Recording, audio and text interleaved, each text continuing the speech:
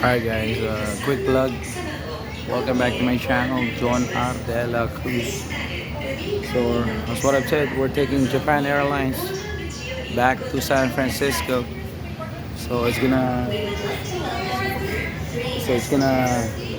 stop over at Haneda, Tokyo. There you go. So, meron lang nangyari kanina eh.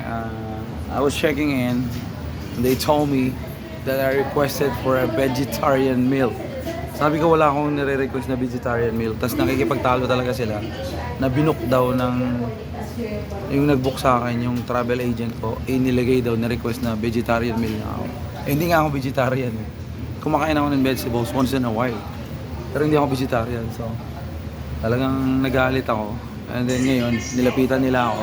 Sabi, regular meal na ako. Kalokohan eh, no? Eh sabi, tinawagan ko yung agent ko, sabi sa akin, ano daw, system generated. So, kung wala daw choices doon, naka-check na agad, vegetarian. So, sabi ko, may problema yung system nila. But anyway, we're taking this plane right here. There you go. It's gonna be a big one right there. So, Japan Airlines. I think it's a 3-hour flight to Japan, and then we got a 11-hour layover. So, let's see. I was so tired earlier, so I took a nap. I had like an hour nap sa chair. So medyo fresh na tayo ulit. So, kasi pwede daw lumabas eh.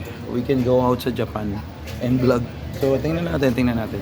Alright guys, I'll be missing Philippines again. I'm just gonna work. Let's see if I could come back in December and see if I could bring my kids to the US. Alright. Bye, Filipinas. Love you guys. Peace.